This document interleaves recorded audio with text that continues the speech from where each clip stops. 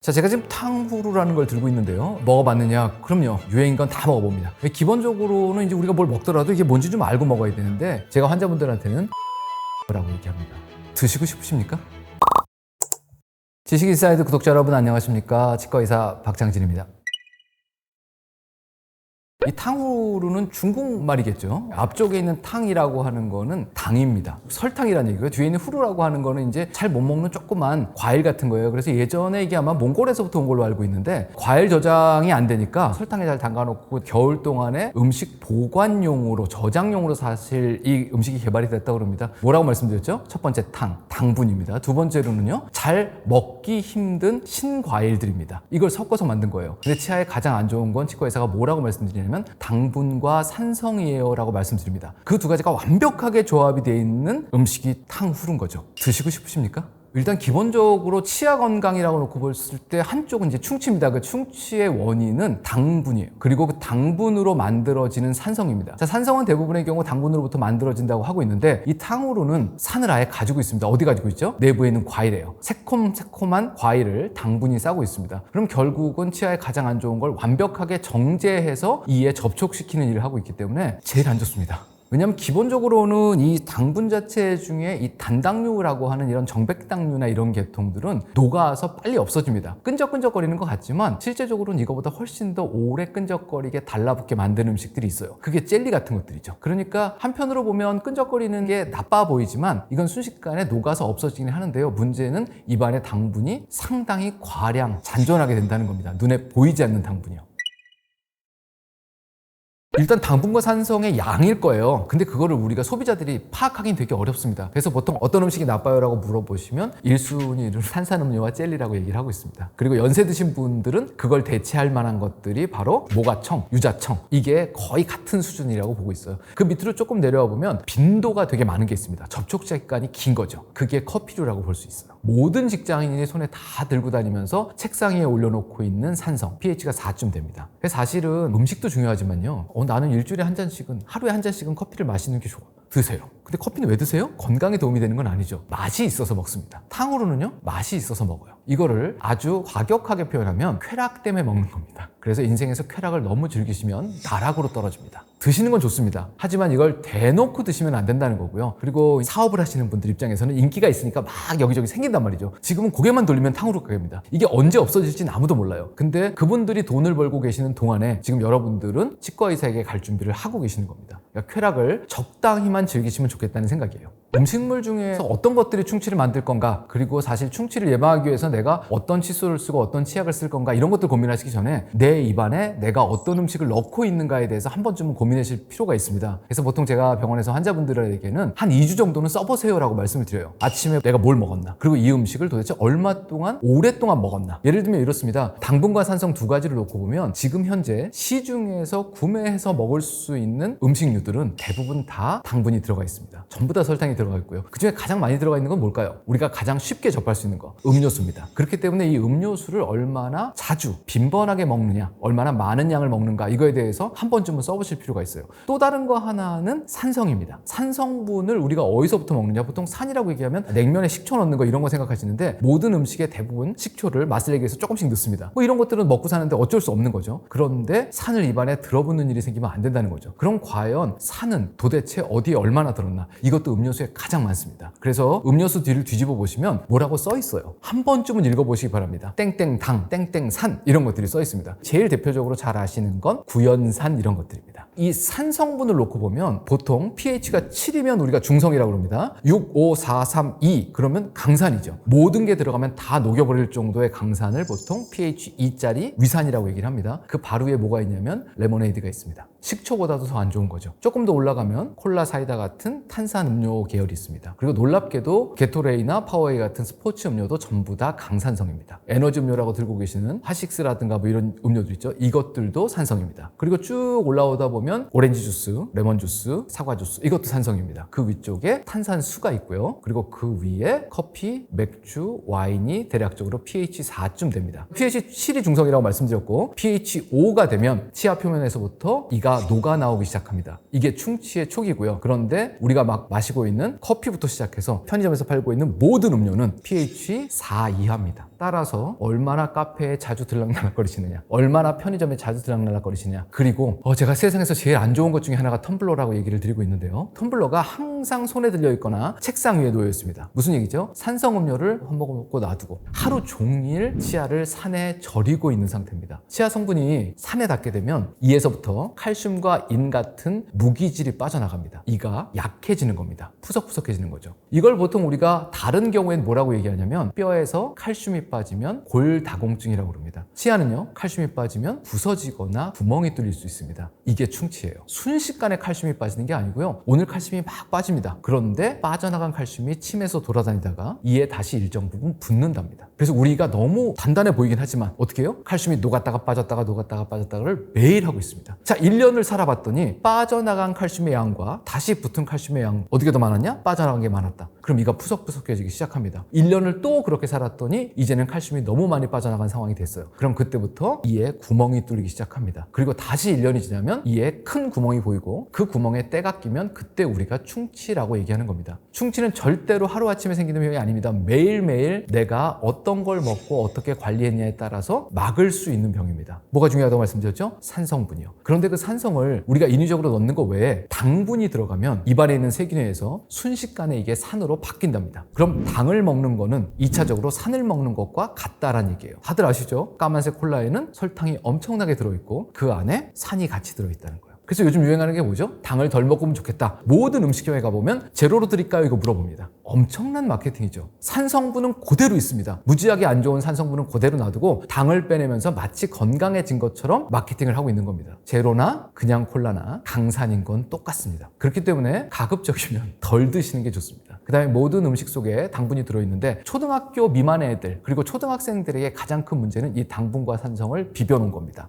그게 젤리죠. 먹어보시면 젤리 같은 경우도 표면에 하얀색 가루들이 붙어 있는데 그게 이렇게 혀에 대면 새콤한 느낌이 드는 게 있어요. 그런데 적당히 먹는 건 상관이 없습니다. 난 남들과 비슷하게 시큼털털한 김치찌개를 좋아해요. 그래서 일주일에 한 번씩은 김치찌개 먹어. 아무 문제가 없어요. 그런데 김치찌개를 삼시세끼 먹고 있어. 아니면 밥 먹는 과정 중에도 김치 국물을 계속 마셔. 그리고 건강을 위해서도 아침에 일어나면 신김치 국물을 마시고 있어. 이건 큰 문제가 되겠죠. 그래서 사실은 제일 건강하게 사시는 분들은 특별하지 않은 남들과 가장 비슷하게 먹고 사시는 분이 가장 건강합니다. 당분산성 얘기를 긴 시간 동안 드렸는데요. 초등학교 애들은 가장 큰 문제가 젤리 계통이나 아니면 어린이들 음료 같은 계통이라고 말씀드렸어요. 그 다음에 이제 올라가면 뭐가 되죠? 음료수입니다. 커피 같은 것들. 그리고 나이가 더 들면 맥주. 그리고 더 나이가 들면 무슨 일이 생기냐면 건강을 위해서 집에서 무언가를 만드십니다. 집에 유리병 속에 모과 청, 유자청, 레몬청 이런 것들 담그시는 분이 되게 많습니다. 자, 생각해보세요. 뭘 쓰는 거죠? 못 먹는 과일을 씁니다. 너무 신 거, 모과, 유자, 레몬. 그리고 거기에 뭘 집어넣으세요? 1대1로 설탕을 들어붓습니다. 제가 환자분들한테는 독약이에요 라고 얘기합니다. 치아에는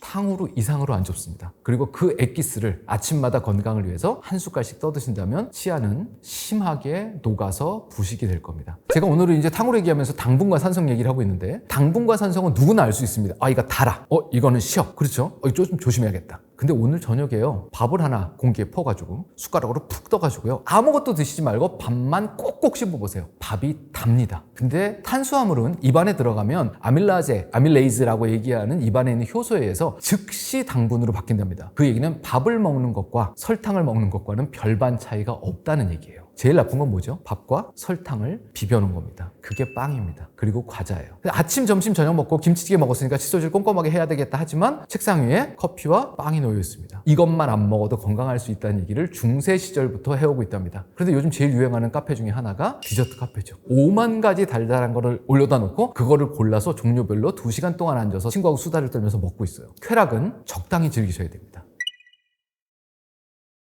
입안에 있는 당분, 기타 탄수화물 같은 당을 만들 수 있는 것들, 결국 최종적인 산을 생성할 수 있는 음식물 찌꺼기를 깨끗하게 제거하시는 게 칫솔질이라고 놓고 보면 안타까운 일이지만 우리가 씹는 면에 있는 작은 홈 속에 끼어 있는 것들은 칫솔로 제거가 안 된답니다. 그러니까 아무리 열심히 닦으셔도 안 돼요. 그리고 지금 이 방송 보고 계시는 분들 중에 하고 자기 씹는 면을 한번 보세요. 거기 뭐가 있습니까? 금이요, 레진이요. 이미 초등학교 때 그 자리가 다 썩어서 떼우셨어요. 그러니까 성인이 된 이후에 그 씹는 씹는 면의 충치가 다시 생길 가능성은 그리 크지가 않습니다. 물론 때운 거 테두리에서 문제가 생길 수는 있겠지만, 그래서 20대가 넘어간 분들은 칫솔질이 안 되기 때문에 씹는 면이 썩을까 봐 그렇게 크게 걱정하실 필요는 없어요. 어딜 걱정하셔야 되죠? 이와 이가 맞닿은 면을 걱정을 하셔야 됩니다. 거기가 충치가 생기는 되게 중요한 부분 중에 하나예요. 그러니까 칫솔질보다는 사실은 이 사이를 닦는 게 성인의 충치 예방에는 훨씬 더 중요합니다. 그럼 어금니에 씹는 면에 아직까지 레진 같은 거를 치료받지 않은 어린이들은 칫솔질 아무리 해도 이 홈에는 칫솔이 안 들어간다고 말씀드렸죠. 그래서 치아 홈 메우기라는 술식이 있습니다. 그래서 이 홈을 미리미리 안전한 재료로 메꿔주면 그 안에 당분과 세균이 침투할 가능성이 많이 줄어드는 거죠. 그래서 충치 예방으로 봤을 때는 기본적으로는 음식물 찌꺼기를 깨끗하게 닦아내서 산성분을 발생시키지 않도록 하는 게 중요한데, 이게 물로 적당히 헹궈내셔서 될 문제는 아니라는 겁니다. 그래서 결국은 칫솔질 꼼꼼하게 하시는 거 되게 중요하고요. 우리가 생각해 봤을 때는 더운 물로 하면 설탕이 막 녹아서 없어질 것 같지만, 문제가 되는 건 눈에 보이지 않는 틈바구니 속에 들어가 있는 놈들입니다. 그렇기 때문에 엄밀히 따지면 접촉 빈도와 시간을 줄이시는 게 좋습니다. 커피를 먹는다, 드세요. 그런데 어떻게 해요? 빨리 드세요. 2시간 동안 내내 절이지 마시고 빨리 드셔야 됩니다. 그리고 하루에 1잔 드세요. 2잔 드셔도 됩니다. 그런데 나는 커피가 책상 위에 계속 놓여야 된다. 큰일인 거죠. 그래서 접촉 시간과 빈도, 치과의사로서 환자분들이 건강하게 사실 수 있는 가장 간단한 대답은 입안에 침 말고 다른 게 없는 시간이 길수록 건강하게 사실 수 있습니다.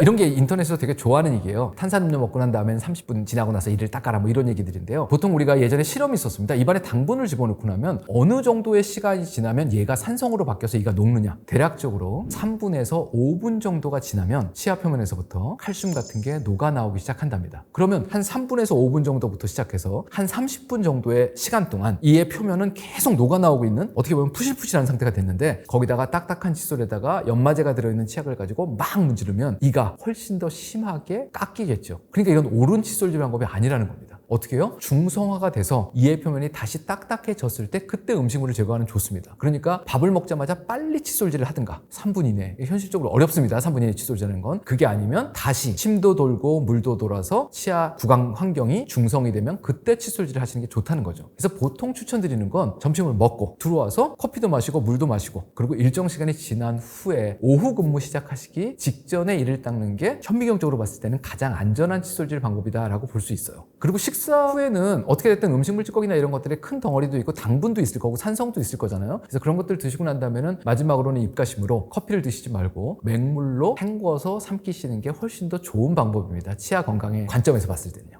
자, 충치는 당분과 산성이라고 말씀드렸고요. 거의 모든 음식물들은 당분과 산성을 함유하고 있다고 말씀을 드렸습니다. 그렇기 때문에 음식물 찌꺼기를 제거해야 한다라고 하는 게 칫솔질의 생각이라고 고민해 보실 수도 있겠지만요. 세균이 먹는 건 우리 눈에 보이지 않습니다. 그 큰 덩어리의 밥풀이나 고춧가루는 제거하는 게 심미적으로 도움이 되고 멀리 봤을 때 도움은 되겠지만, 세균들은 숨어서 눈에 안 보이는 것들을 먹고 있습니다. 그러니까 1번으로는 칼슘은 어쩔 수 없이 빠져나가서 우리는 충치로부터 벗어날 수 없다고 생각하셔야 돼요. 그런데 칼슘은 도로 붙습니다. 그 도로 붙는 과정을 원활하게 해줘서 밸런스를 잡아주는 게 충치 예방입니다. 이 밸런스를 잡을 때 첫 번째는 뭐죠? 치아 표면이 깨끗해야 칼슘이 다시 붙을 수 있습니다. 그렇기 때문에 치아 표면을 깨끗하게 닦으시는 게 필요해요. 첫 번째고요. 자, 또 다른 거 하나는요. 그 당분을 다른 걸로 쓰는 방법이 있어요. 대체당을 쓰는 방법이 있습니다. 이 대체당을 쓰는 방법 중에 제일 우리가 알고 있는 것들이 자일리톨이라고 하는 건데요. 잘 생각을 해보세요. 제가 세균이에요. 그런데 입안에 온갖 당분들이 다 있습니다. 그런데 자일리톨을 주워 먹고 싶은 생각이 들까요? 자일리톨의 기본적인 원리는 이렇습니다. 설탕하고 똑같이 생겼어요. 그 세균이 보기엔 분간이 안 갑니다. 설탕을 먹으면 힘이 나요. 근데 먹는 동안에 자기 에너지도 써야 돼요. 그런데 먹은 설탕이 자기가 쓴 에너지보다 훨씬 더 많은 에너지를 만들어줍니다. 자일리톨은요, 먹는 과정 중에 에너지가 소비되는데 생산되는 에너지가 제로예요. 그러니까 세균이 굶어 죽는 겁니다. 그래서 자일리톨은 밖에 나가서 순댓국 드시고 나와서 자일리톨 껌을 짝짝 씹는 건 아무짝에도 쓸모가 없어요. 왜요? 입안에 주워 먹고 살 맛있는 게 너무 많기 때문에. 언제 드셔야 돼요? 이를 100% 깨끗하게 닦으신 후에 세균들 꼬시는 용도로 주무시기 전에 드시는 겁니다. 그것도 100% 자일리톨을요. 그런데 시중에 돌아다니는 것 중에 100% 자일리톨이 없어요. 그러니까 당분을 줄이고 껌 씹는 것도 크게 도움은 안 됩니다. 그리고 생활 습관을 바꾸시는 게 현재 충치를 예방하는데 지름길이라고 생각하시는 게 맞습니다.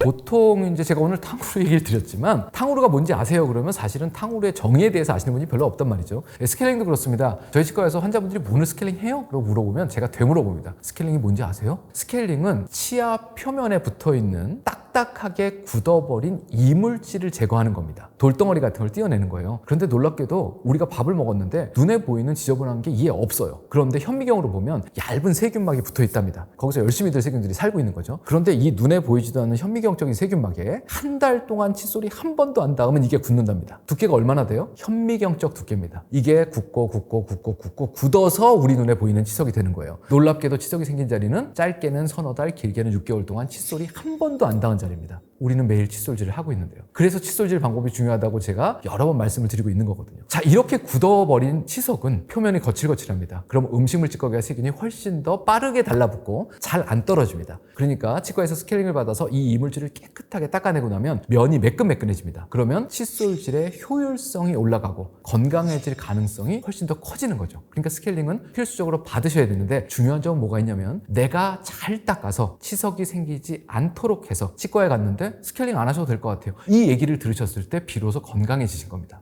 음식은 시대에 따라서 돌고 도는 것 같아요. 옛날 음식이 요즘 또 나오기도 하고 지금 현재로서는 중국, 몽골에서 겨울에 먹던 탕후루가 유행하고 있는데 되게 중요한 거 한 가지만 말씀드리겠습니다. 첫 번째, 맛있게 먹는 건 좋습니다. 드시고 난 다음에는 닦으시길 바라고요. 두 번째, 쾌락을 너무 즐기지 마시라는 거. 너무 자주 빈번하게 남들 먹는 것보다 훨씬 더 많이 드시지 말라는 거. 그리고 마지막으로 지금 현재 자라나고 있는 애들을 키우고 계신 분들이요. 어렸을 때 당 섭취로 인해서 충치 발생이 많은 아이들은 나중에 커서 고혈압이나 당뇨병 등 성인병에 걸릴 확률이 매우 높다는 연구 결과가 있습니다. 지금 현재 어머니, 아버지가 사주시는 탕후루, 애 손에 들려있는 게 애가 나중에 고혈압이나 당뇨병을 겪게 될 원인 요소를 제공하고 있을 수 있다라는 생각을 하시고 애들 식습관은 보다 더 신경 써서 관리해 주시길 바라겠습니다. 감사합니다.